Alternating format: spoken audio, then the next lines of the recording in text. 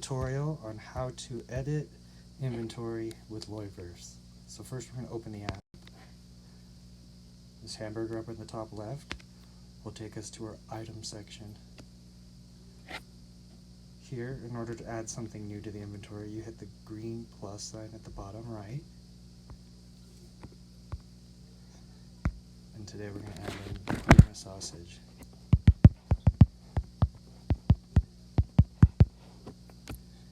And these are 4.6 ounces. The category is preserved meat. The price will be made 0. We're going to turn on track stock.